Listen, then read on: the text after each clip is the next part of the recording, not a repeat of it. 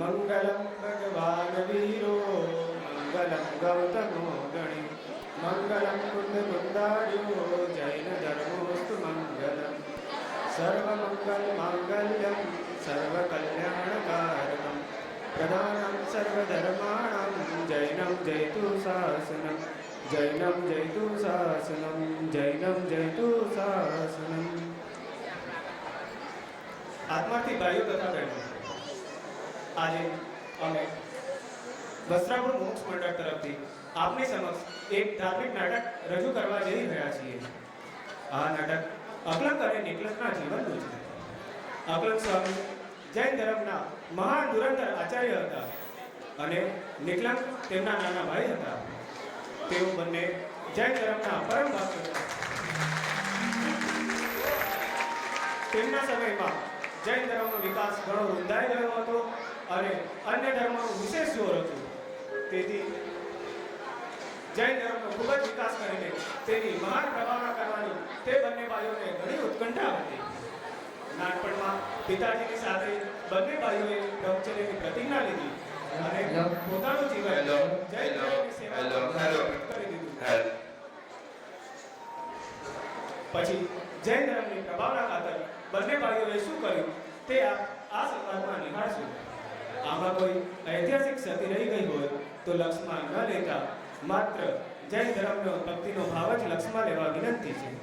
તો આવો આપણે સૌ નિહાળીએ નાટક બલિદાન અને પ્રભાવના।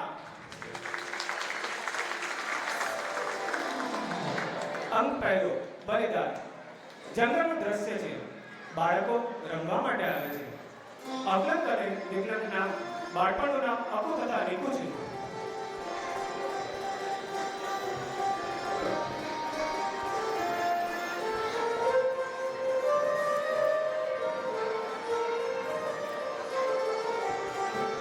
નિકુ, આજે ભાઈ, આજથી તો 10 લક્ષણી પર્વ શરૂ થયા, માટે આ ધર્મના દિવસોમાં આપણે રમત ગમત બંધ કરીને ધર્મની આરાધના કરીએ તો કેવું સારું? હા ભાઈ નિકુ, તારી વાત તો બહુ મજાની છે। તો ચાલો આપણે બધા અત્યારે ધર્મની ચર્ચા કરીએ। હા, દેવલોકના દેવો પણ હજારો લાખો વર્ષો સુધી ધર્મ ચર્ચા કરે છે। આત્મ સ્વરૂપની ચર્ચા સાંભળવાનો મને પણ ઘણો રસ છે।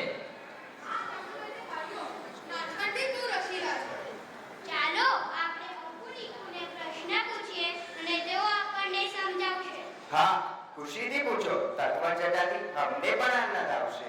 ભાઈ, આપણને આ મનુષ્ય અવતાર મળ્યો તો ત્યાં જીવનમાં શું કરવા જેવું છે? મનુષ્ય જીવનમાં સમ્યક દર્શન, જ્ઞાન, ચારિત્રની આરાધના કરવા જેવી છે। સમ્યક દર્શન, જ્ઞાન, ચારિત્રનું પ્રત્યેની આરાધના કેવી રીતે થાય? તે રત્નત્રયના મુખ્ય આરાધક તો મુનિવરો છે। તેઓ ચૈતન્ય સ્વરૂપમાં ગીતા વડે રત્નત્રયને આરાધે છે। રત્નત્રયના મુખ્ય આરાધક તો મુનિવરો છે, તો શું ગૃહસ્થોને પણ રત્નત્રયની આરાધના હોઈ શકે? હા, એક અંશુપે રત્નત્રયની આરાધના ગૃહસ્થોને પણ હોઈ શકે। આપણા જેવા નાના બાળકો પણ શું રત્નત્રયની આરાધના કરી શકે? હા, જરૂર કરી શકે। તે રત્નત્રયનું મૂળ બીજ તો સમ્યક દર્શન છે, માટે પહેલા તેની આરાધના કરવા જેવી છે। હા, સમ્યક દર્શનનો તો અપાર મહિમા સાંભળ્યો છે। આ સમ્યક દર્શનની આરાધના કેવી રીતે થાય?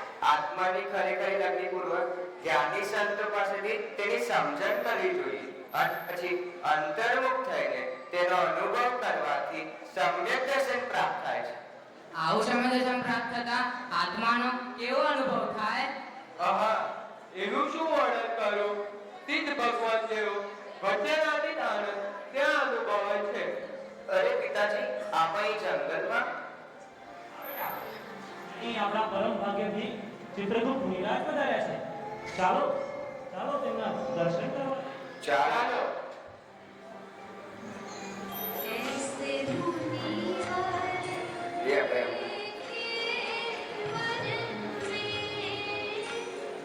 जाके राग द्वेष नहीं तन में ऐसे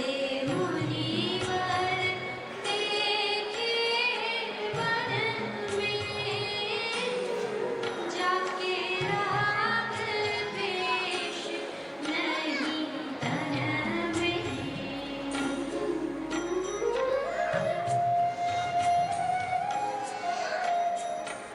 ऐसे गुरु को मैं नित प्रति ध्याऊं, ऐसे गुरु को मैं नित प्रति ध्याऊं, देत ढोक सदा चरणन में, देत ढोक सदा चरणन में।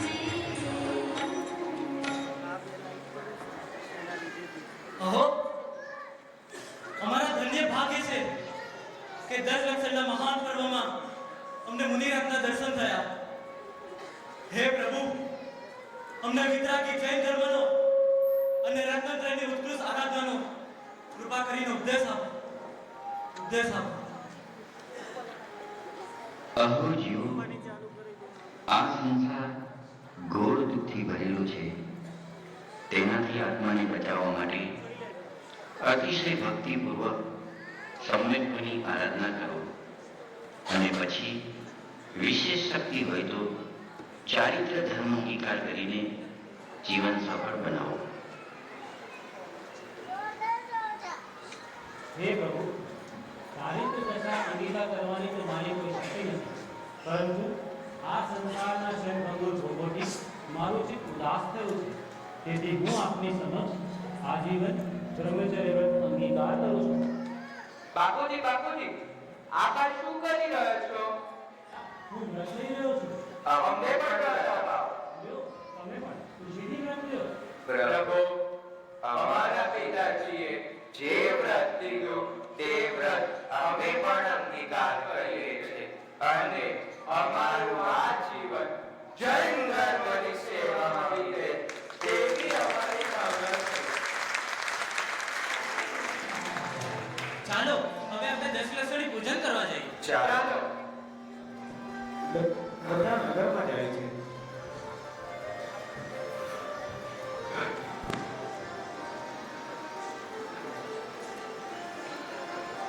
ઉપરોક્ત પ્રસંગને 12 વર્ષ વીતી જાય છે. અકલંક અને વિકલાંગ મોટા થયા.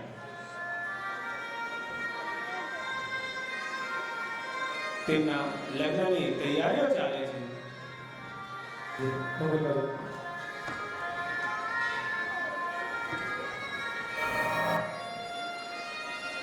ત્યાં પિતાજી વસ્ત્રાભૂષણ એકઠા કરે છે અને ત્યાં જ અકલંક અને વિકલાંગનો પ્રવેશ થાય છે.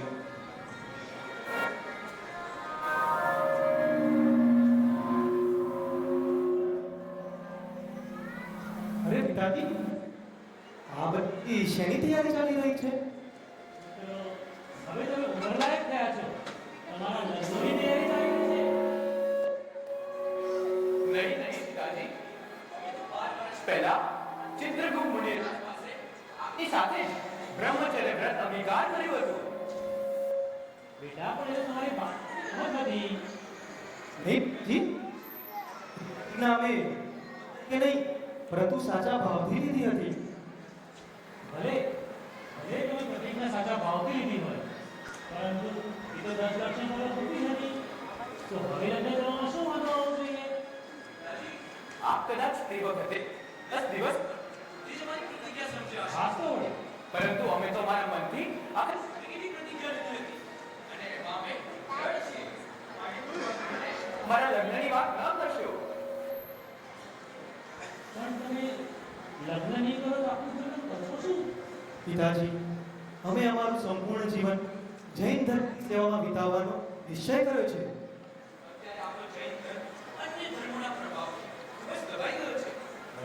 ઉદ્ધારની અત્યારે ખાસ જરૂર છે.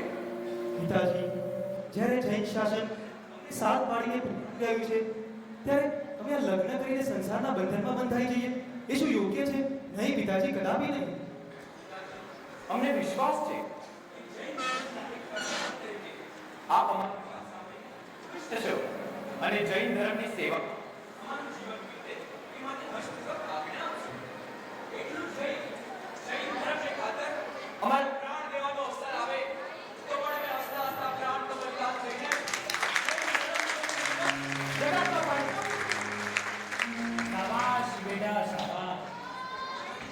ધર્મ પ્રત્યે તમારી આ ઉત્તમ ભાવના દેખી હવે તમને મારાથી કેમ થાય?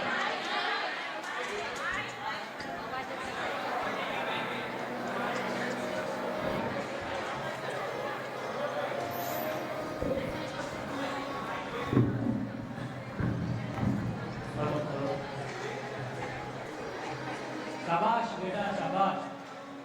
જૈન ધર્મ પ્રત્યે તમારી આ ઉત્તમ ભાવના દેખી હવે તમે મારાથી કેમ થાય? મિત્રો જાઓ, તમે ખુશીથી જાઓ, આત્માની સાધના કરો અને જૈન ધર્મની સુવિધાઓ કાર્ય કરો. પિતાજી, અમને આશીર્વાદ આપો. તમારા કાર્યમાં સફળતા. ભાઈ, આપ કોઈ એવો ઉપાય વિચારો કે ભારતભરમાં જૈન ધર્મનો મહાન પ્રભાવ ફેલી ગયો. સાંભળ ભાઈ, અત્યારે પૂરા ભારત વર્ષમાં અન્ય ધર્મની અને તેમાં પણ ખાસ કરીને એકાંત ક્ષણિકવાદી મતનું ખૂબ જ જોર છે. માટે આપણે સૌપ્રથમ તો તેમના શાસ્ત્રોનો ખૂબ જ ઊંડો અભ્યાસ કરવો પડશે અને પછી તેમની ભૂલ શોધીને આપણે સત્ય જૈન ધર્મનો પ્રચાર કરી શકીશું. પણ ભાઈ, એ લોકો કોઈ આપણે જૈનોને અભ્યાસ નહીં કરાવે. સાંભળ ભાઈ, એનો પણ મેં વિચાર્યું છે. વાહ મોટા ભાઈ, ખૂબ જ સરસ ઉપાય. ધન્ય છે તમારી બુદ્ધિને. ભાઈ નિકલન, હવે આપણા કાર્ય સિદ્ધિ માટે આપણે જલ્દી પ્રસ્થાન કરવું જોઈએ. ચાલો ભાઈ. અકલંક અને નિકલંક તેમની યોજના પ્રમાણે જાય છે. નાલંદા વિદ્યાપીઠનો દેખાવ છે. સંસ્કૃત આચાર્ય શિષ્યોને સમજાવી રહ્યા છે. સંઘમ શરણમ ગચ્છામિ સંઘમ શરણમ ગચ્છામિ. શિષ્યો, આપણો એકાંત ક્ષણિકવાદી ધર્મ શ્રેષ્ઠ છે. તેની ઉપાસનાથી જીવો મોક્ષ પામે.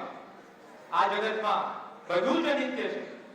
બધું સર્વથા અનિત્ય હોવા છતાં કેટલાક લોકો વસ્તુને નિત્ય માને છે.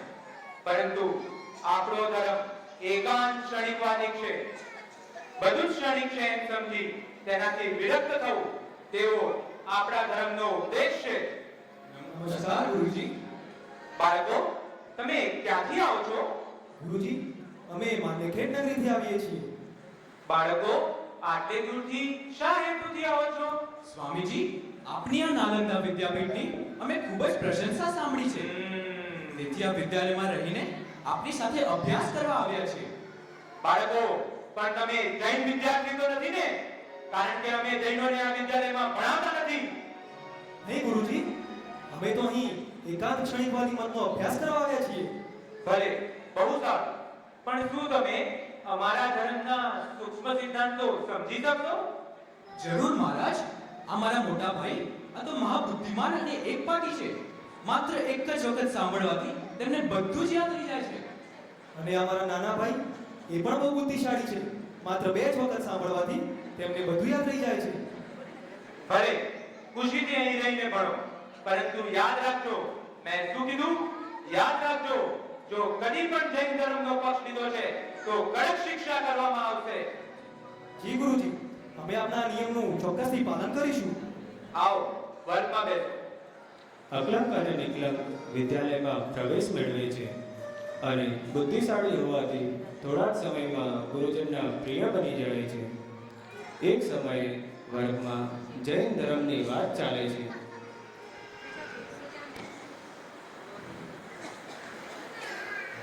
ચાલો શિષ્યો, આજે હું તમને જૈન ધર્મનું એક પ્રકરણ સમજાવું અને તેમાં શું ભૂલ છે તે બતાવું. આપણા ધર્મના હિસાબે તો આ જગતમાં બધું સર્વથા અનિત્ય અને ક્ષણભંગુર છે. પરંતુ આ જૈનો તો એક જ વસ્તુને નિત્ય અને વળી તેને જ અનિત્ય માને છે. જો તેમના શાસ્ત્રમાં લખે છે કે જીવઃ અસ્તિ જીવઃ નાસ્તિ. એટલે કે જીવ છે અને જીવ નથી. આમ કહેવાનું શું કારણ છે ગુરુજી? કારણ બીજું શું હોય, એમનું ઘોર અજ્ઞાન. પણ ગુરુજી, જીવ છે એમ કહે છે અને વળી સાથે જ જીવ નથી એમ પણ કહે છે. જૈનો આવી સીધે સીધી મોટી ભૂલ કેવી રીતે કરી શકે? જૈનો તો બુદ્ધિશાળી ગણાય છે. તો જીવ અસ્તિ જીવ નાસ્તિ એમ કહેવામાં એમનું કાંઈ રહસ્ય તો નહીં હોય ને? મહારાજ, જીવ અસ્તિ જીવ નાસ્તિ નો અર્થ શું? જીવ અસ્તિ એટલે જીવ છે અને જીવ નાસ્તિ એટલે જીવ નથી. જીવ છે જીવ નથી એટલે શું ગુરુજી? અરે માથા પર મૂકો ને. અત્યારે મારું માથું દુખે છે. હું તમને કાલે ભણાવીશ. ગુરુજી વર્ગમાંથી ચાલ્યા જાય છે. ધીમે ધીમે શિષ્યો પણ જાય છે. અરે ભાઈ નિકલંક, આ ગુરુજી શા માટે ભાગી ગયા તેની તને ખબર પડી? હા, તેમનું માથું દુખતું નહીં હતું. નહીં, માથું પણ તો ફક્ત બહાનું હતું. ખરેખર તો જૈન સિદ્ધાંતના દર્દ તેઓ સમજી જ શકતા ન હતા અને તેથી જ આ માથાના ચક્કરનું ખોટું બહાનું શોધી કાઢ્યું છે. જો આમાં તને તેની ભૂલ સમજાવો. જો વાંચ, આ શું લખ્યું છે? જીવ અસ્તિ જીવ નાસ્તિ. અરે ભાઈ, આમાં સ્યાદ શબ્દ તો રહી જ ગયો. શાબાશ શાબાશ. અહીં સ્યાદ શબ્દ નહીં હોવાના કારણે જ ગુરુ મૂંઝાતા હતા અને તેથી જ આ માથાના બહાનું કાઢીને તેઓ ચાલ્યા ગયા છે. તો ચાલો ભાઈ, આપણે આમાં સ્યાદ શબ્દ ઉમેરીને તેમનું માથું મટાડી દઈએ. હા, ચાલો તેમ કરીએ. પરંતુ આ વાત ખૂબ જ ગુપ્ત રાખજે, કારણ કે જો આમાં પકડાઈ ગયા તો જાનનું જોખમ છે.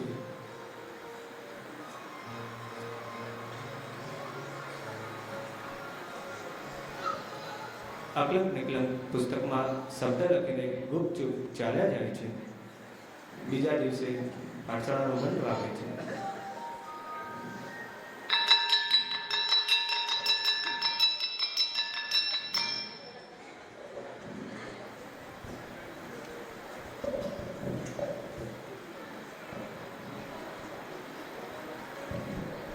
સંગમ શરણં ગચ્છામિ, સંગમ શરણં ગચ્છામિ.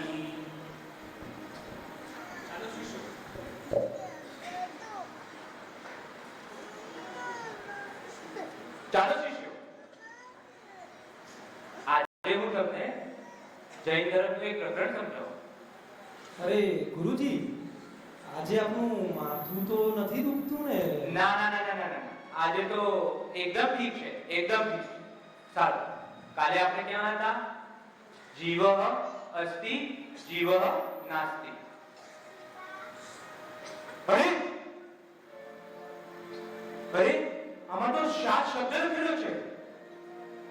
જીવ શાત અસ્તિ જીવ શાત નાસ્તિ. શાદ એટલે શું ગુરુજી? જીવ શાત અસ્તિ એટલે જીવ કોઈ પ્રકારે અસ્થિરૂપ છે અને જીવ શાત નાસ્તિ એટલે જીવ કોઈ પ્રકારે નાસ્તિરૂપ છે. વાહ, આજે તો ચોખ્ખો અર્થ સમજાઈ ગયો. સાચી વાત છે.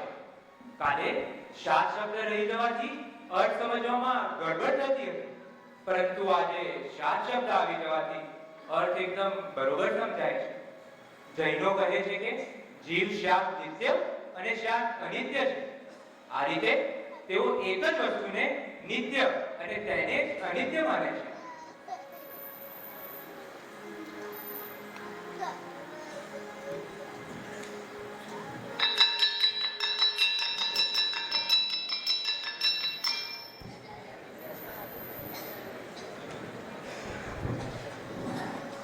ગજબ થઈ ગયું. આ પુસ્તકમાં શાત શબ્દ આવ્યો જ ક્યાંથી?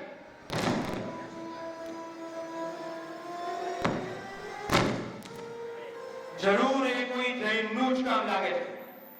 હું પણ જે શબ્દ સમજી ન શક્યો અને જેનું મેળ મેળવવા મહેનત કરતા કરતા મારું આ માથું દુખી ગયું અને જેની સંધિ ન મેળવી શક્યો તેની સંધિ માત્ર એક શાત શબ્દ ઉમેરીને કોઈ જૈન વિદ્યાર્થીએ મેળવી લીધી.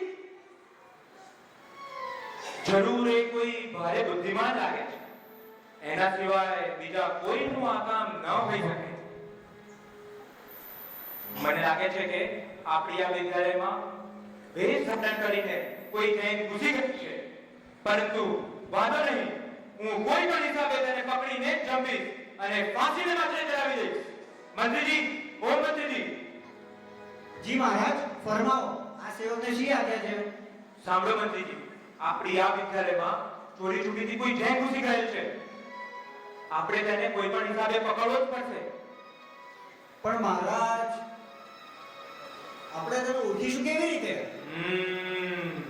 તેના માટે મેં એક બે યુક્તિઓ વિચારી રાખી છે, પણ તમે પણ તેને પકડવાની તજવીજમાં રહેજો. કેવી આજ્ઞા ગુરુજી?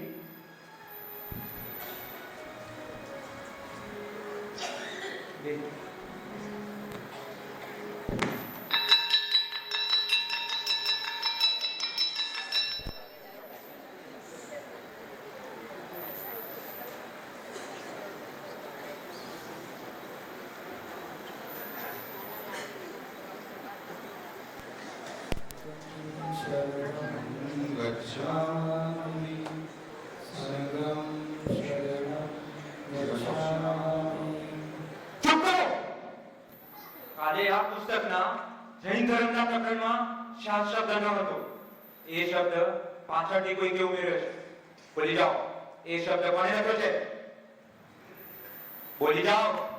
કેમ કોઈ બોલતું નથી? ગુરુજી, અમે કંઈ નથી જાણતા. હું જાણું છું કે એ શબ્દ તમારામાંથી જ કોઈકે લખ્યો છે. સીધી રીતે માની જાઓ, નહીંતર કડક શિક્ષા કરીશ. બોલ બોલ, ત્યારે બોલે. જી ના ગુરુજી, મેં નથી લખ્યું અને કોણે લખ્યું છે એ પણ નથી જાણતો. બોલ, તે તો નથી લખ્યું ને? ના ગુરુજી, મને કાંઈ ખબર નથી. બોલ અતંગ, તે પણ નથી લખ્યું ને? ના ગુરુજી, મેં નથી લખ્યું અને કોણે લખ્યું છે તે પણ નથી ખબર. હું જાણું છું કે કોઈ જૈન અહીં ચોરી છૂપે ઘૂસી ગયો છે, પણ હું તેને પકડીને જ જંપીશ. મંત્રીજી, અહીંયા આવો. જી મહારાજ, ફરમાવો. સાંભળો, જાઓ અંદર રસ્તા વચ્ચે એક જૈન મૂર્તિ ગોઠવો અને પછી આ દરેક વિદ્યાર્થીને એક પછી એક તે મૂર્તિ ઓળંગીને ચાલવાનું કહો.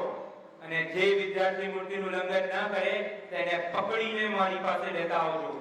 કારણ કે જે જૈન હશે તે પોતાના ઈષ્ટદેવની મૂર્તિનું ઉલ્લંઘન કદી નહીં કરે. જેવી આજ્ઞા ગુરુજી.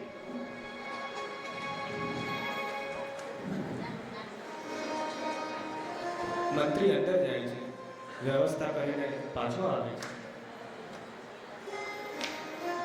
ગુરુજી, હા. આપની આજ્ઞા અનુસાર મૂર્તિ તો ગોઠવી દીધી છે.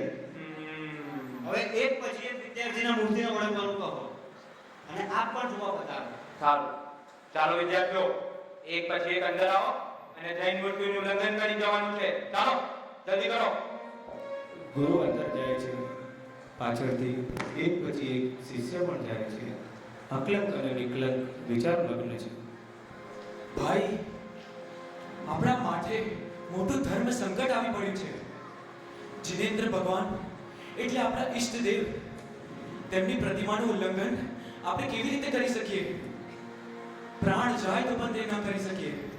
અને જો તેમ નથી કરતા તો તેમના હાથે પકડાઈને મૃત્યુ પામીશું. ભાઈ, આપ તો મહા બુદ્ધિમાન છો, કોઈ ઉપાય વિચારો.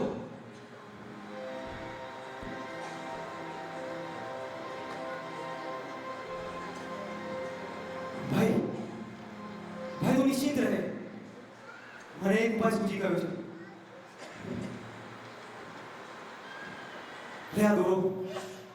જ્યારે આપણો વારો આવે ત્યારે આ દોરો એ મૂર્તિ પર નાખીને તું એ મૂર્તિને પરિગ્રહવાળી તપી લેજે. એટલે એ મૂર્તિ જૈન મૂર્તિ મટીને પરિગ્રહવાળી થઈ જશે અને પછી આપણે તેને ઓળંગીને ચાલ્યા જઈશું. વાહ મોટા ભાઈ, ખૂબ જ સરસ ઉપાય. ધન્ય છે તમારી બુદ્ધિને.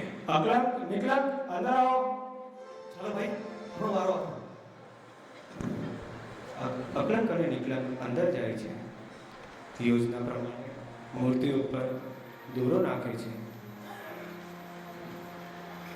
અને પછી ઓળંગી જાય છે. અહીં મંત્રીજી તથા સંશ્રી ચિંતામગ્ન છે.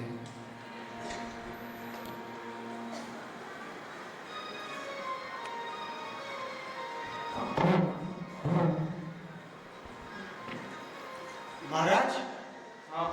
દરેકે દરેક વિદ્યાર્થી મૂર્તિને ઓળંગીને ચાલ્યા ગયા. કોઈ જૈન હોય એવું લાગતું નથી. નહીં મંત્રીજી નહીં. સંભવ છે કે આમાં પકડી જવાની બીકે તે જૈન વિદ્યાર્થી મૂર્તિને ઓળંગીને જતો રહ્યો હોય. તેથી આજે રાત્રે હું એક નવી પરીક્ષા કરવા માંગુ છું અને તેમાં જે જૈન હશે તે જરૂર પકડાઈ જશે. પણ એવી કઈ યુક્તિ ગુરુજી? સાંભળો મંત્રીજી, માણસ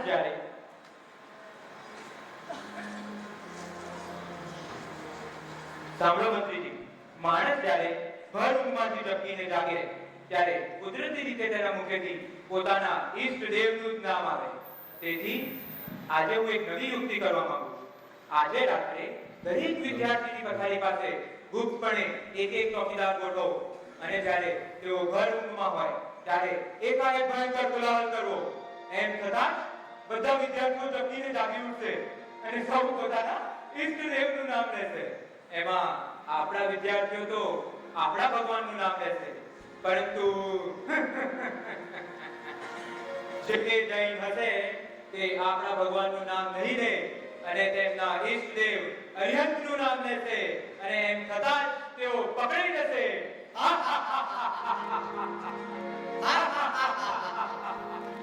તેથી આ માટેની બધી જ તૈયારીઓ તમે ગુપ્તપણે કરી લેજો. જેવી આજ્ઞા ગુરુજી. મંત્રીજી જાય છે. રાત્રિનું દ્રશ્ય છે.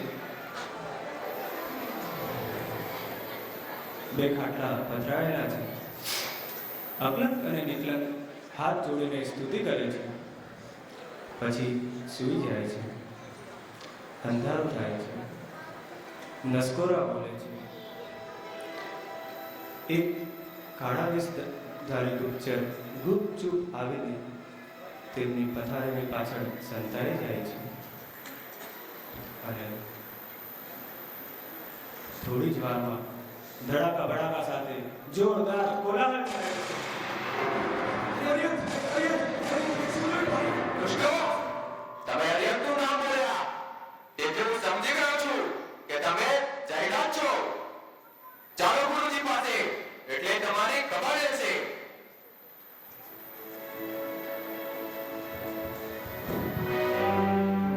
ગુરુજી, જ્યારે કોલાહલ થયો ત્યારે આ બંને વિદ્યાર્થીઓ અરિહંતનું નામ લેતા હતા, તેથી હું તેમને આપની પાસે લાવ્યો છું. વાહ, ક્લંક નિકલંક, તમે ભણવામાં તો બહુ ચાલાક હતા. સાચું બોલી જાઓ, કોણ છો તમે? શું તમે જૈન છો? રાજ, તમારી વાત સાચી છે. હવે જ્યારે ભેદ ખુલી ગયો છે ત્યારે અમારે પણ કંઈ છુપાવવાનું નથી. અમે જૈન જ છીએ, એ અનંત દેવના પરમ ભક્ત છીએ.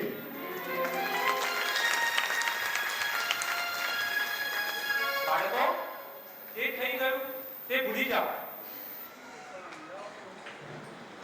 હું તમને હજી એક તક આપું છું.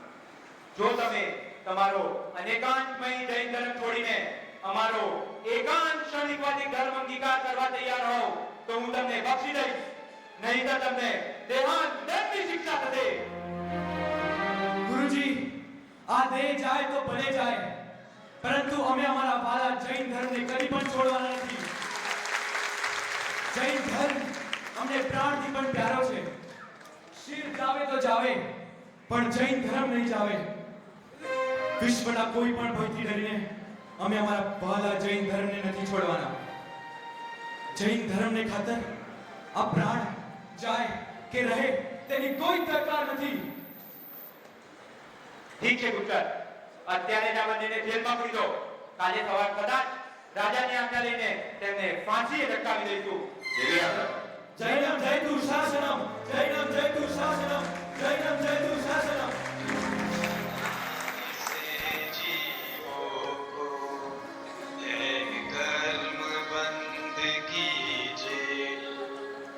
सुख दुख मिलना पिछुड़ना सब कर्मों का है खेल, किंतु ये ज्ञान स्वभाव तो कर्म कलंक विहीन है, द्रव्य भाव नो कर्म विन नित निकलंक द्रवी पहले गिनो। जाओ જેલમાંથી અકલમ નિકલમને અત્યારે જઈ લઈને આવો। જાઓ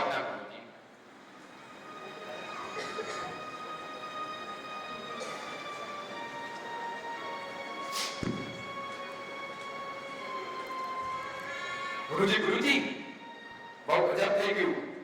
તે બંને વિદ્યાર્થીઓ જેલમાંથી નાસી ગયા છે। હે શું કહો છો? શું તે નાસી છૂટ્યા? ગજબ થઈ ગયું। સિપાહીઓ કંઈ પણ કરીને તેમને પકડી પાડો। જો તે નહીં પકડાય તો આપણા તરફને મોટું નુકસાન પહોંચાડશે। હું જાણું છું કે એકલા અકલંકમાં જેટલી તાકાત છે કે આપણા મોટા સેંકડો વિદ્વાનોને તે હરાવી શકે તેમ છે। માટે જાઓ જલ્દી કરો, તેમને પકડી પાડો। આપણા સૈનિકોને ચારે દિશાઓમાં દોડાવો। કોઈ જીવતા ના પકડાય તો તેમને આપણા ત્યાં ઝરી દેજો। જાઓ જલ્દી કરો। જેવી આજ્ઞા। સૈનિકો અકલંક અને નિકલંકને પકડવા માટે જાય છે। જંગલમાં અકલંક અને નિકલંક ભાગી રહ્યા છે। જા ભાઈ નિકલંક, જા ભાગો। જા જે બને તેમ વધારે દૂર નીકળી જઈએ। જો ભાઈ દૂર એમના સૈનિકો આપણે પ્રમાણે આવી રહ્યા છે। તેઓ ખૂબ જ ઉશ્કેરાયેલા છે અને જમીનમાં પણ આવી ગયા છે। એટલે કે આ વખતે તેઓ આપણને છોડશે નહીં। આ વખતે આપણું બધું મુશ્કેલ છે ભાઈ। ભાઈ આપ એક કામ કરો, આપ અહીંથી નાસવા માંડો। હું અહીંયા ઊભો તેમને રોકી રાખીશ। ના બંધુ, શું આવા સંકટમાં તને છોડીને એકલો ચાલે છો?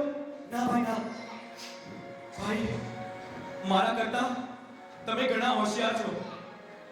જૈન ધર્મની સેવા મારા કરતા વધારે તમે કરી શકશો।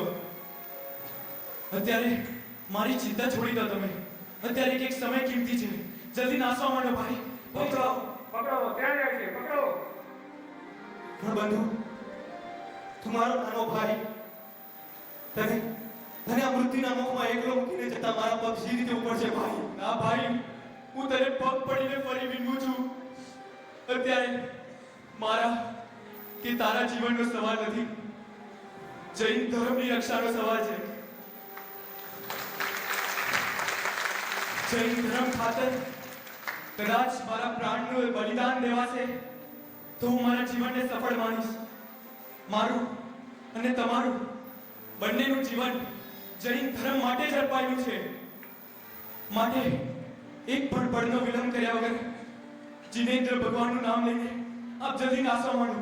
જો દૂર પેલું સરોવર દેખાય છે, ત્યાં કમળના પાન નીચે છુપાઈ જજો અને જીવનમાં જૈન ધર્મનો વિજય ધ્વજ જગતમાં ફરકાવજો। જાઓ ભાઈ, પકડો ત્યાં છે, ત્યાં છે।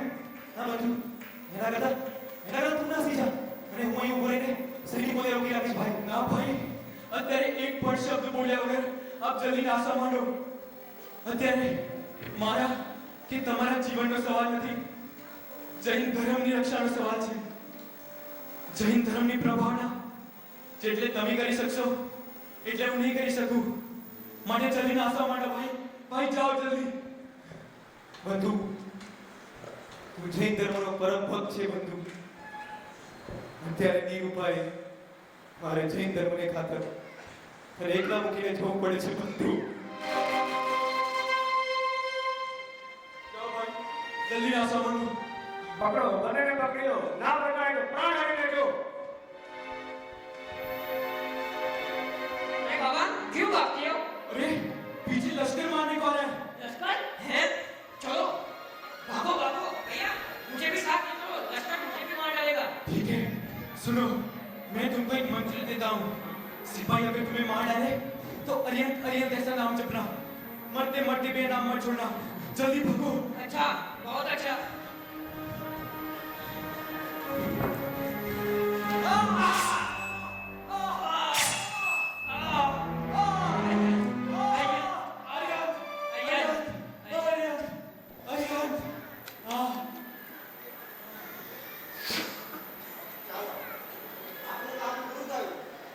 આ બંને પકડાય તેમ ન હતા, તેથી બંનેના પ્રાણ અહીં જ હરી લીધા। ચાલો જલ્દીથી આ સમાચાર ગુરુ પહોંચાડીએ।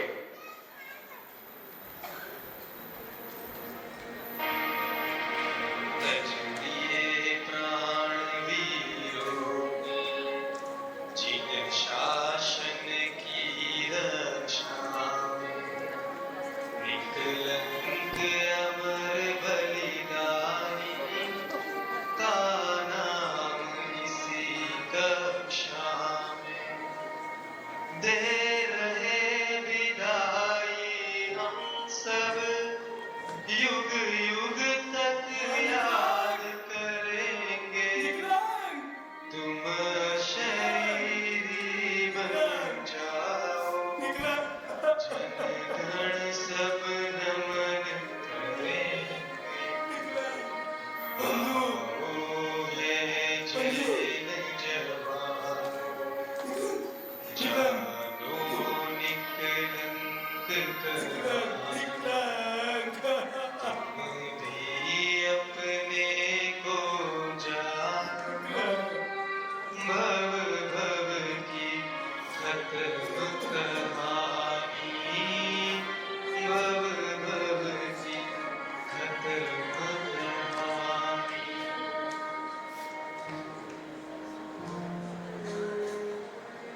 બંધુ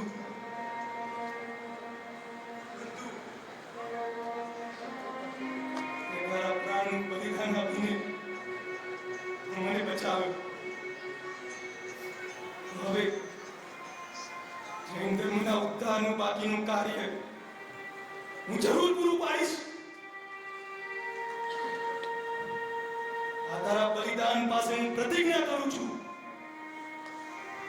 કે જેણે તારા પ્રાણનું બલિદાન લીધું છે એવા એકાંત ક્ષણિકવાદી મતને હરાવીને આખા ભારતભરમાં જૈન ધર્મનો વિજય ધ્વજ ફરકાવીશ.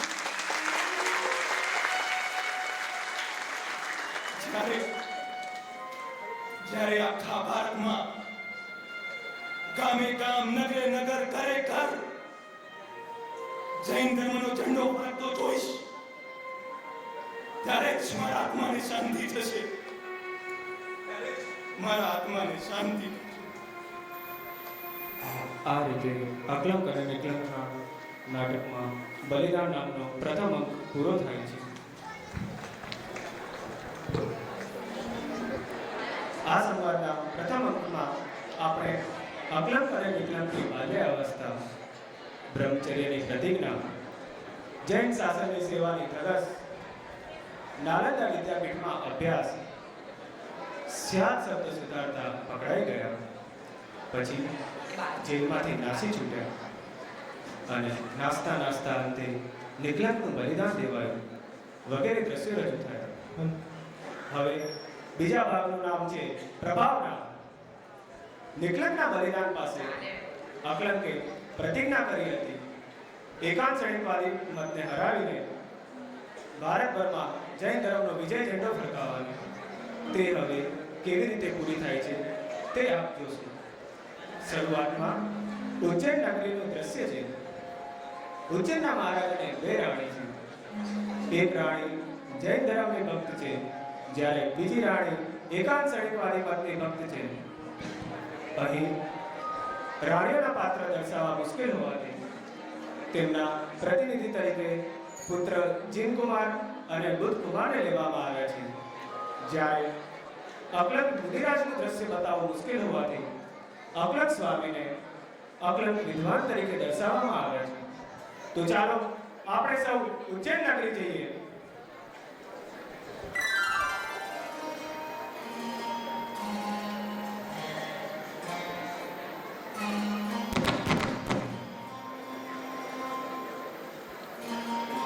ઉજ્જૈન નગરીની રાજસભા ભરાણી છે. દરબારીઓ બેઠા છે. सोने की छड़ी, चांदी की छड़ी, मोतियन की मान, नेक नामदार उज्जैन अधिपति महाराजा पधार रहे हैं.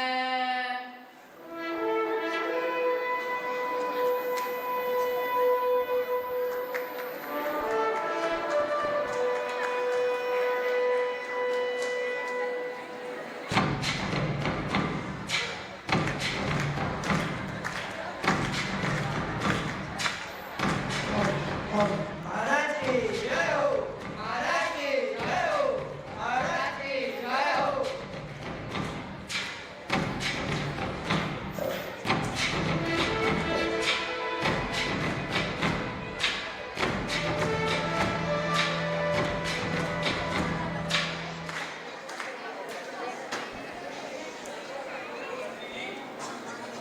ઉજ્જૈન નગરીના આ સમાચાર છે.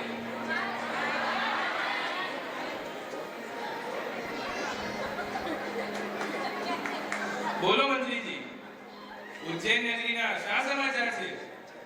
મહારાજ, હમણાં તો જૈન ધર્મના અષ્ટાનિકા પર્વ ચાલી રહ્યા છે. આથી રાજ્યભરમાં ધર્મનો ધમધોકાર ચાલી રહ્યો છે. હા, પુત્ર જીનકુમાર દરરોજ જીનેન્દ્ર ભગવાનના પ્રસાદ પૂજનમાં જાય છે. આજે તો અષ્ટાનિકાનો છેલ્લો દિવસ છે. જીનકુમાર હમણાં જ આ રાજસભામાં આવવા જોઈએ.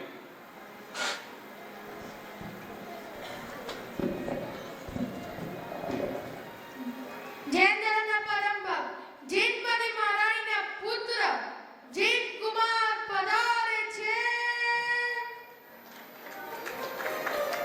નમસ્તે પિતાજી. પિતાજી, આજે અષ્ટાનિકાનો છેલ્લો દિવસ છે અને દર વર્ષે આ ઉત્સવની પૂર્ણતાના હર્ષમાં મારા જીનમતી માતાજી જીનેશ્વર ભગવાનની મહાન રથયાત્રા કઢાવે છે. એવી જ રીતે આ વર્ષે પણ એક ભવ્ય રથયાત્રા કાઢવા મારી માતા આપની આજ્ઞા માંગે છે. પુત્ર, ભગવાનની રથયાત્રા કાઢવામાં મારી આજ્ઞા શી હોય? હું તો ભગવાનનો સેવક છું. ખુશીથી રથયાત્રા કાઢો અને આનંદથી ફેરવીને ધર્મની પ્રભાવના કરો. મંત્રીજી, આ પ્રસંગે આખી ઉજ્જૈન નગરીને શણગારવાનો પ્રબંધ કરો. જેવી આજ્ઞા મહારાજ. મહારાજ, દર વર્ષે જૈનમતી મહારાણી આ ભવ્ય રથયાત્રા કઢાવે છે. એ સમગ્ર ઉજ્જૈન નગરી માટે ભવ્ય અને આનંદનો પ્રસંગ છે. મહારાજ, આ રથયાત્રા જોવા તો દેશો દેશથી લાખો જીવો આ ઉજ્જૈન નગરીમાં ઉભરાય છે અને એ પ્રસંગે આપણા રાજ ભંડારમાંથી કરોડો સોના મોહરો વપરાય છે. એ રત્નજડિત સુવર્ણમાં બિરાજમાન જીનેન્દ્ર ભગવાનનો અદ્ભુત વૈભવ દેખીને નગરીના અનેક જીવો સમ્યક દર્શન પામે છે. અનેક જીવો જૈન ધર્મ અંગીકાર કરે છે. ખરેખર આવી રથયાત્રા તો ઉજ્જૈન નગરીની શોભા છે. ભૂતમતી મહારાણીના પુત્ર ભૂતકુમાર પધારે છે.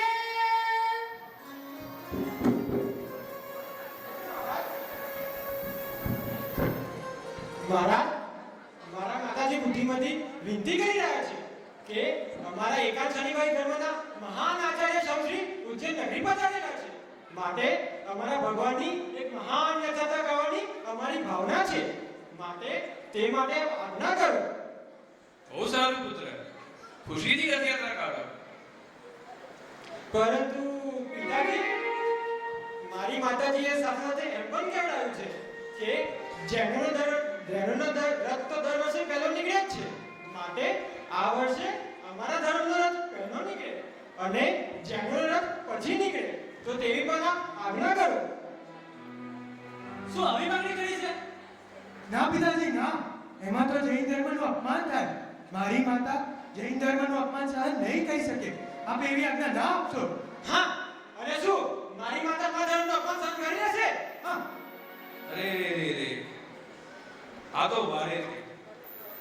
એક રાણી એકાંત ક્ષણિકવાદનો ધર્મ પક્ષ ખેંચે છે અને એક રાણી જૈન ધર્મનો પક્ષ ખેંચે છે. મારા માટે તો બંને રાણી સરખી. હવે આ કોયડાનું નિરાકરણ કેવી રીતે લાવવું? મંત્રીજી, હવે તમે જ કઈ રસ્તો બતાવો કે કોની રથયાત્રા પહેલી નીકળે. મહારાજ, મને એક ઉપાય સૂઝે છે. કહો મંત્રીજી, ઉપાય કહો. જુઓ મહારાજ, જૈન ધર્મ અને એકાંત ક્ષણિકાધિમત આ બંનેના વિદ્વાનો અહીં રાજસભામાં પધારે અને વાદ વિવાદ કરે. આ વાદ વિવાદમાં જે જીતે તેમની રથયાત્રા પહેલી નીકળે. વાહ, ઘણું જ ઉત્તમ. બોલો રાજકુમારો, તમને આ વાત મંજૂર છે? જી મહારાજ, અમારા જૈનો તરફથી આ વાત કબૂલ છે. બોલો ભૂતકુમાર, તમને આ વાત કબૂલ છે? મહારાજ, અમને પણ આ વાત કબૂલ છે. અમારા પક્ષ તરફથી આચાર્ય સંશ્રી પોતે જ વાદ વિવાદ કરશે. પુત્ર જીનકુમાર, તમે પણ તમારા માતાશ્રીને પૂછીને જણાવજો કે તમારા તરફથી આ વાદ વિવાદમાં કોણ બોલશે. કેવી આજ્ઞા? મંત્રીજી, તમે સમગ્ર ઉજ્જૈન નગરીમાં ઢંઢેરો પીટાવીને જણાવી દો કે આવતીકાલે આ રાજ દરબારમાં એકાંત ક્ષણિકવાદી ધર્મ અને જૈન ધર્મ વચ્ચે વાદ વિવાદ રાખેલ છે, તો સમગ્ર પ્રજાજનોને અહીં આવવાની છૂટ છે. સારું, તો આજની આ સભા અહીં સમાપ્ત થાય છે. महाराज की जय, महाराज की जय, महाराज की जय हो. સભા સમાપ્ત થાય. સભા સમાપ્ત. અહીં જીનકુમાર મૂંઝવણમાં છે. અરે, શંખશ્રી આચાર્ય તો મહાન વિદ્વાન છે ને તેની સામે ટકીને તેને હરાવી શકે તેવો કોઈ વિદ્વાન હાલ ઉજ્જૈન નગરીમાં નથી. અરે રે, જૈન ધર્મ પર તો મોટી આફત આ. હવે શું થશે? અને ત્યાં આકાશમાં નીકળી છે. હે ધર્મબંધુ, ચિંતા ન કરો. જૈન ધર્મની મહાન પ્રભાવના કરે એવા એક સમર્થ વિદ્વાન હમણાં જ તમારી નગરીમાં આવી પહોંચશે.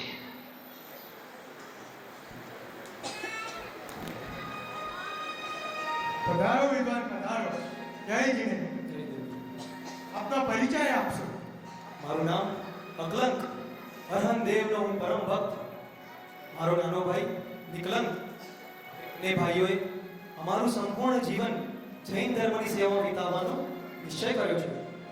મારા ભાઈ નિકલંકે તો જૈન ધર્મની રક્ષાને ખાતર પોતાના પ્રાણોનું બલિદાન પણ આપ્યું હતું.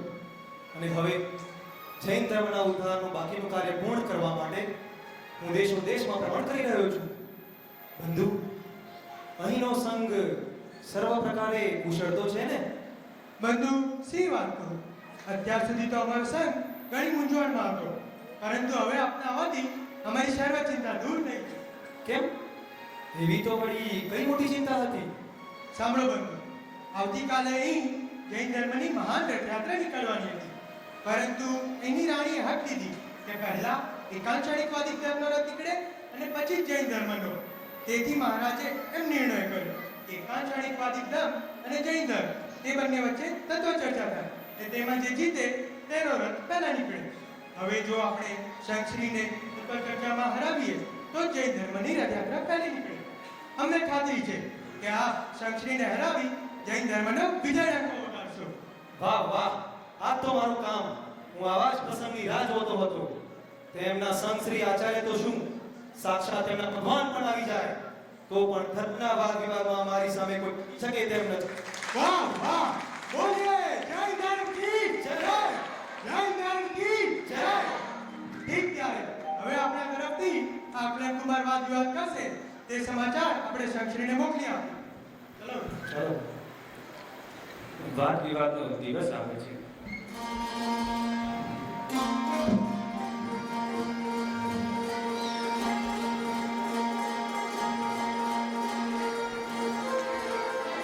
રાજસભા ભરાય છે.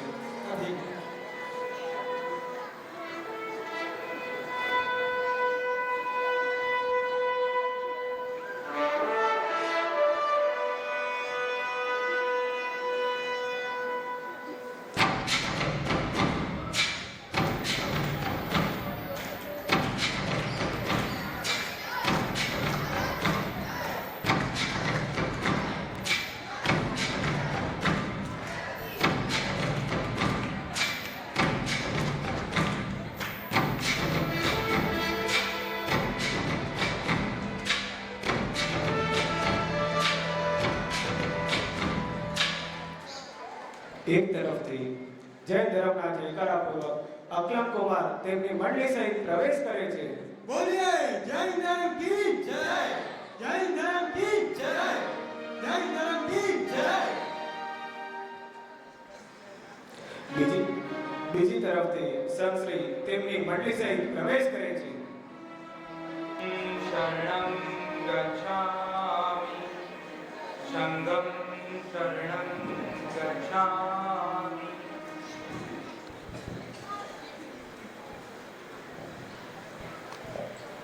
સાંભળો સભાજનો અને પ્રજાજનો, આજે આ રાજ દરબારમાં એકાંત ક્ષણિકવાદી ધર્મ અને જૈન ધર્મ વચ્ચે વાદ વિવાદ રાખેલ છે, જેમાં એકાંત ક્ષણિકવાદી ધર્મ તરફથી આચાર્ય સંશ્રી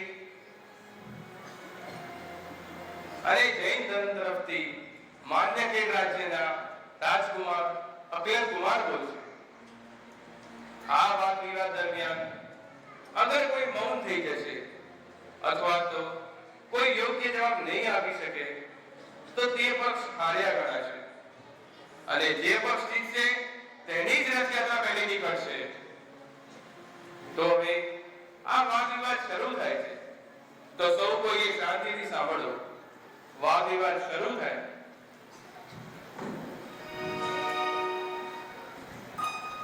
બોલો મહાનુભાવ, આપના જૈન ધર્મનો મૂળ સિદ્ધાંત શું છે? અમારા જૈન ધર્મનો મૂળ સિદ્ધાંત અનેકાંત છે. અનેકાંત? આ અનેકાંત એટલે શું? દરેક વસ્તુમાં અનેક ધર્મો રહેલા છે તે અનેકાંત છે.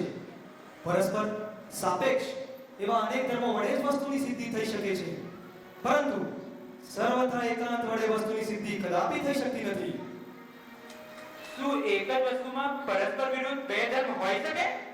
એકબીજાથી સર્વથા વિરુદ્ધ બે ધર્મો એક વસ્તુમાં ન હોઈ શકે, પરંતુ કથન વિરુદ્ધ બે ધર્મો એક જ વસ્તુમાં એક સાથે રહી શકે છે. તેમાં કોઈ જ આપત્તિ નથી સંશ્રી. હવે તમે આ સર્વથા વિરુદ્ધ અને કથનચિત વિરુદ્ધ આ શું નવું લાવ્યા? જેમ કે ચેતનપણું અને અચેતનપણું, અથવા તો મૂર્તપણું અને અમૂર્તપણું, તે બંને ધર્મો એકબીજાથી સર્વથા વિરુદ્ધ છે. તે બંને ધર્મો એક સાથે એક વસ્તુમાં ન રહી શકે. જે ચેતન હોય તે અચેતન ન હોય, જે મૂર્ત હોય તે અમૂર્ત ન હોય, પરંતુ નિત્યપણું અને અનિત્યપણું, અથવા તો ભેદપણું અને અભેદપણું, તે બંને ધર્મોને એકબીજાથી કથનચિત વિરુદ્ધપણું હોવા છતાં તે બંને ધર્મો એક સાથે એક જ વસ્તુમાં રહી શકે છે. શું નિત્યપણું અને અનિત્યપણું આ બંને ધર્મો એક જ વસ્તુમાં એક જ સાથે રહેલા છે? જી હા. નહીં નહીં નહીં નહીં નહીં, એમ બની જ ના શકે. એક જ વસ્તુને નિત્ય કહેવી અને વળી તેને જ અનિત્ય કહેવી એ તો સ્વવચન બાધિત જેવું લાગે છે. જેઓ એક આંખ બંધ કરીને જુએ છે તેમને તે સ્વવચન બાધિત જેવું લાગે છે, પરંતુ જેઓ બંને આંખો ખોલીને જુએ છે તેમને તો એક જ વસ્તુ નિત્ય તથા અનિત્ય એવા બંને સ્વરૂપે દેખાય છે. સંશ્રી, વાહ! જુઓ આ જૈનોની મૂર્ખતા. એક વસ્તુ અને બે બે સ્વરૂપ. એક જ વસ્તુ અનેક ધર્મો વાળી છે. જે વસ્તુ જે સમય દ્રવ્યપણે નિત્ય છે, તે જ વસ્તુ તે જ સમય પર્યાયપણે નિત્ય છે. અચ્છા સંશ્રી, તમે મારા એક પ્રશ્નનો જવાબ આપશો? હા હા, પૂછો પૂછો. હમણાં તમે તમારા મંદિરમાં કળશ ચડાવ્યો હતો? હા, ચડાવ્યો તો, પણ મહારાજ એને અત્યારે શું લેવા દેવા? તો એ જણાવો સંશ્રી કે કળશ શામાંથી બનાવ્યો હતો? સોનાની લકડીમાંથી. અચ્છા અચ્છા. તો જ્યારે એ લગડી હતી ત્યારે કળશ બનેલો હતો? નતો. અને જ્યારે કળશ બની ગયો ત્યારે લગડી રહી હતી? ના, એ પણ નથી. અચ્છા, તો એ જણાવો કે લગડી શામાંથી બનેલી હતી? સોનામાંથી. અને કળશ શામાંથી બનેલો હતો? અરે ભાઈ, એ પણ સોનામાંથી. કયા સોનામાંથી સંશ્રી? આ શું સોનું સોનું કરો છો? મહારાજ, મને તો લાગે છે કે સોના ને સોનામાં અકલમ કુમારની ખતરી ગઈ છે. સાંભળો અકલમ કુમાર, જે સોનામાંથી લગડી બની હતી તેમાંથી જ કળશ બન્યો હતો. બસ સંશ્રી, તમારો આ ઉત્તર જ એ વાતનું પ્રમાણ છે કે અહીં નિત્યતા પણ છે અને અનિત્યતા પણ છે. જે સોનું પહેલા લગડી સ્વરૂપે હતું તે જ સોનું હવે કળશ સ્વરૂપે પરિણમ્યું છે. અહીં માત્ર સોનાની પર્યાય આવી છે, પણ સોનું અહીં નિત્ય રહ્યું છે.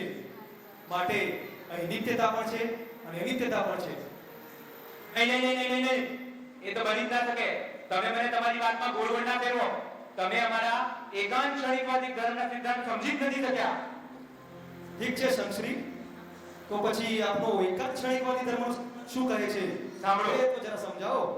સાંભળો, અમારા ધર્મના હિસાબે તો આ જગતમાં નિત્ય કાંઈ છે જ નહીં. આ જે કંઈ પણ દેખાઈ રહ્યું છે તે સર્વથા અનિત્ય, ક્ષણભંગુર, નાશવાન અને અધ્રુવ છે. વાહ રે વાહ, તમારો ક્ષણિકવાદ. તો હું પૂછું છું કે આપ પોતે નિત્ય છો કે પછી ક્ષણિક? બધું ક્ષણિક છે. મારો આત્મા પણ ક્ષણિક છે. વાહ વાહ વાહ વાહ વાહ. તો અત્યાર સુધી જેણે મારી સાથે ચર્ચા કરી અને હવે જે ચર્ચા કરશે તે તમે પોતે જ કે પછી કોઈ બીજું? નહીં, હું નહીં. પૂર્વે તમારી સાથે ચર્ચા કરી તે જીવ જુદો, અત્યારે જે બોલી રહ્યો છે તે આત્મા જુદો, ને હવે જે બોલશે તે જીવ ત્રીજો. તો હું જેને પૂછું છું તે જ મને જવાબ આપે છે કે નહીં? ના, એવું નહીં. અચ્છા સંશી, એક વાત જણાવો, આ વર્તમાન ક્ષણ પહેલા તમારું અસ્તિત્વ હતું કે નહીં? નતું. અને આ વર્તમાન ક્ષણ પછી તમારું અસ્તિત્વ હશે કે નહીં? એ પણ નહીં હોય. અરે રે રે રે રે, આ એકાંત ક્ષણિકવાદથી અંધ થઈને તમે તમારા અસ્તિત્વનો જ ઇનકાર કરી રહ્યા છો. આ તમારું અસ્તિત્વ પ્રત્યક્ષ હોવા છતાં પણ તમે પોતે તેનો નકાર કરી રહ્યા છો. રે રે રે રે, અજ્ઞાન અજ્ઞાન અજ્ઞાન. ઠીક છે, તો હવે હું જે પ્રશ્ન પૂછીશ તેનો જવાબ તમે પોતે આપશો કે પછી કોઈ બીજું? ના, મારા પછી જે બીજો આત્મા ઉત્પન્ન થશે તે જવાબ આપશે. તો પછી તમારે તમારી હાર કબૂલ કરવી પડશે. શા માટે? કારણ કે મારા પ્રશ્નનો જવાબ આપવાની જવાબદારી તમારી અને માત્ર તમારી જ છે. પરંતુ તમારા સિદ્ધાંત અનુસાર તમે પોતે તો તેનો જવાબ આપી જ નથી શકતા, અને એ રીતે તમારા એકાંત ક્ષણિકવાદી પક્ષનો મત હારી જાય છે. અથવા તો મારા પ્રશ્નનો જવાબ આપવા માટે તમારે તમારી નિત્યતાનો સ્વીકાર કરવો પડશે, અને એ રીતે પણ તમારા એકાંત ક્ષણિકવાદી પક્ષનો મત ઉડી જાય છે, અને વસ્તુનું સ્વરૂપ અને એકાંત સિદ્ધ થતા જૈન ધર્મનો વિજય થાય છે.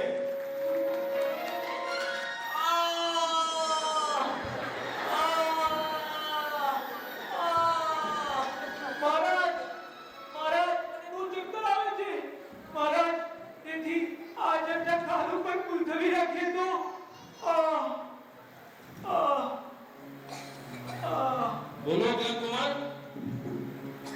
આ બાબતે તમારો શું મત છે? મહારાજ, ખરી વાત તો એ છે કે એમને કોઈ માથામાં ચક્કર નથી આવતા, પણ એમની બુદ્ધિ ચક્કરમાં પડી ગઈ છે, અને એટલે જ આ માથાના ચક્કરનું ખોટું બહાનું શોધી કાઢ્યું છે. પણ ભલે તેઓ આવતીકાલે જવાબ આપે. સારું, તો આજની આ વાદ વિવાદ આવતીકાલ પર મુલતવી રાખવામાં આવે છે અને સભા સમાપ્ત થાય છે. સભા બરખાસ્ત થાય છે.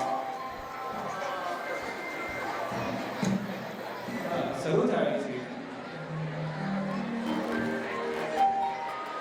સભામાં એક તરફ પડદો છે, પડદા પાછળ સંશ્રી બેઠા છે. કેમ આજે આ વાદ વિવાદમાં આચાર્ય સંશ્રય આવ્યા નથી? કેમ હજી એમના માથાના ચક્કર ઉતર્યા નથી? મહારાજ, એક ખાસ કારણસર આચાર્ય શંકરી જાહેરમાં નહીં બોલે, પરંતુ પડદા પાછળ રહીને તેઓ જવાબ આપશે. એમ કેમ? મહારાજ, અમારા કલ્યાણ કુમારનો સીધો પ્રતાપ તેઓ ઝીલી નહીં શકતા હોય, તેથી પડદો રાખ્યો હશે. મહારાજ, ભલે તેઓ પડદા પાછળ રહીને જવાબ આપે. જુઓ, હમણાં જ હું આ પડદાનું રહસ્ય પણ ખુલ્લું કરું છું. બોલો સંશ્રી, આત્મા નિત્ય છે કે પછી ક્ષણિક? આત્મા નિત્ય નથી, તે સર્વથા ક્ષણિક જ છે. બીજી ક્ષણે તે નાશ પામી જાય છે, પરંતુ તેના સંસ્કાર મુક્તો જાય છે, તેથી તે નિત્ય જેવો પ્રતિભાસે છે. પણ એ ભ્રમ છે.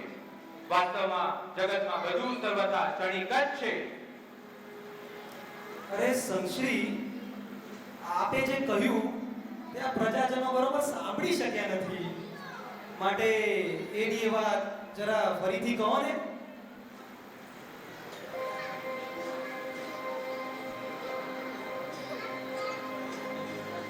બોલો સંશ્રી, કેમ બોલતા નથી?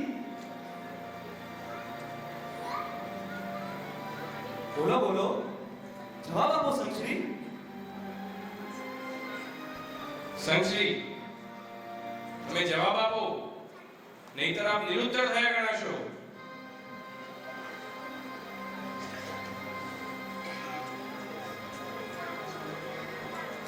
સંશ્રી, તમે કાલે પણ નિરુત્તર થઈ ગયા હતા અને આજે પણ નિરુત્તર થઈ ગયા છો. આજે હું જૈન ધર્મનો વિજય જાહેર કરું છું અને જૈન ધર્મ વિશ્વ પ્રસિદ્ધ બની ગયો છે. બોલીએ જય જય કી જય, જય જય જુઓ મહારાજ, હવે હું આ પડદાનું રહસ્ય ખુલ્લું કરું છું.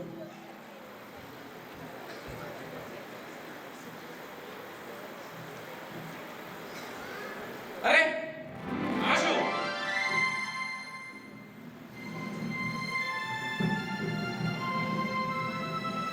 સાંભળો મહારાજ, ગઈકાલે સંશ્રી વાદવિવાદમાં જવાબ ના આપી શક્યા, તેથી તેઓ મૂંઝાયા. માથાના ચક્કરનું ખોટું બહાનું કાઢ્યું અને યેન કેન કોઈ પણ પ્રકારે વિજય મેળવવા માટે તેમને રાત્રે વિદ્યા વડે એક દેવીને સાધી. પડદા પાછળથી સંશ્રી નહોતા બોલતા, પરંતુ તેના બદલે આ ગળામાં રહેલી દેવી જવાબ આપતી હતી.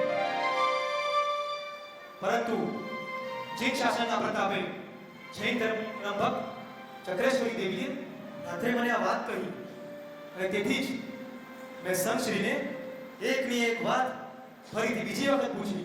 પરંતુ દેવો એકની એક વાત બીજી વખત બોલતા નથી અને તેથી જ સંશ્રીનો ભેદ ખુલી ગયો. અરે ધર્મના નામે આવું કપટ. અજ્ઞાન કુમાર, તમારા આ વિદ્વતા ભરેલા ન્યાયો સાંભળીને મને ઘણો જ પ્રભાવિત થયો છું. અનેક યુક્તિઓ વડે તમે જે આ એકાંતમય ધર્મ સાબિત કર્યું છે તેથી પ્રભાવિત થઈ હું જૈન ધર્મ અંગીકાર કરું છું.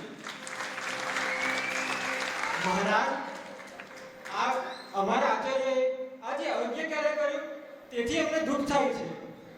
આ વાતમાં સાંભળીને અમે પણ જૈન ધર્મથી પ્રભાવિત થયા છે અને અમે પણ જૈન ધર્મ અંગીકાર કરીએ છીએ.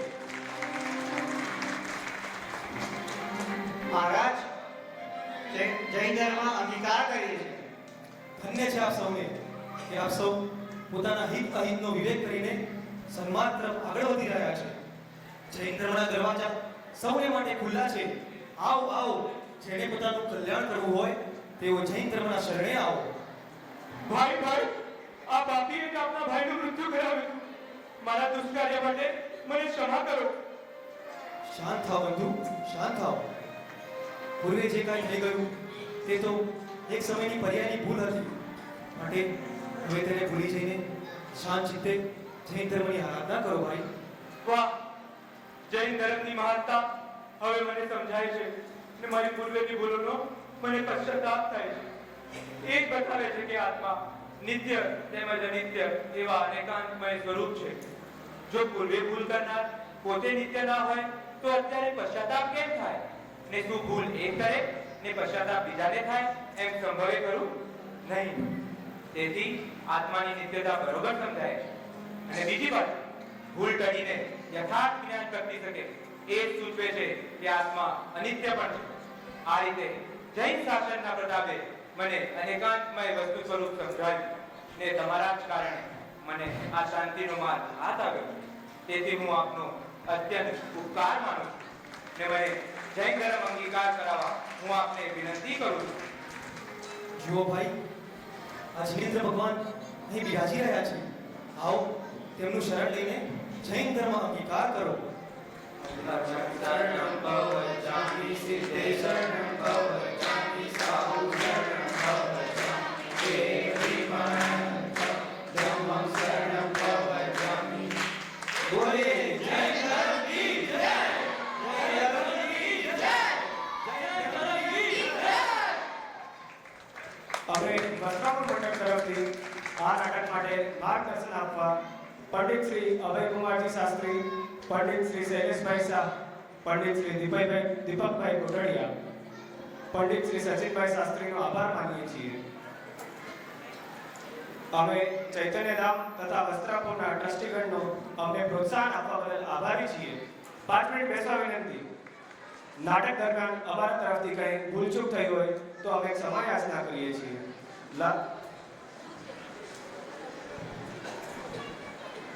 આજના ડ્રામાની કુશળીમાં વસ્ત્રાપુર પાડાગરના બાળકોને 11,000 રૂપિયા મુરબ્બિયા જયાબેન શુક્લાભાઈ તરફથી, 5,000 રૂપિયા સુરેશભાઈ અમૃતલાલ શાહ તરફથી, 3,000 રૂપિયા સનતભાઈ દોશી તરફથી, 2500 રૂપિયા યુનિવર્સલ હોન્ડા તરફથી, 1,000 રૂપિયા ચંદ્રકાંતભાઈ ડાયાલાલ શાહ તરફથી આ રીતના આપવામાં આવે છે. 2500 રૂપિયા શ્રીમતીલાલ અમૃતલાલ ગાંધી તરફથી, 500 રૂપિયા ગાંધી તારાચંદ મફતલાલ પરિવાર તરફથી, 1000 રૂપિયા શાહ વાડીલાલ લલ્લુભાઈ તરફથી, 1000 રૂપિયા કિરીટભાઈ ભોગીલાલ શાહ તરફથી, 1000 રૂપિયા ડોક્ટર જેસી ગાંધી, 1000 રૂપિયા તરુણભાઈ અગેન મેડિકલ સ્ટોર, 1000 રૂપિયા, 1000 રૂપિયા જસુભાઈ મહેતા, 501 રૂપિયા પંડિત શ્રી શૈલેષભાઈ તરફથી, 500 રૂપિયા લક્ષ્મીચંદભાઈ તરફથી, 1000 રૂપિયા મહેન્દ્રભાઈ કોઠારી, 1001 રૂપિયા દીપકભાઈ કુકડિયા તરફથી, પંડિત શ્રી દીપકભાઈ કુકડિયા, 500 રૂપિયા હા માણેકચંદ રેવચંદ મહેતા 500 રૂપિયા. ખૂબ ખૂબ ધન્યવાદ બધાનો. हेलो, कल का कार्यक्रम इस प्रकार रहेगा. જે રકમ લખાઈ હોય તે સૌરભભાઈ વસ્ત્રાપુરને આપી દેવી. કોઈ રહો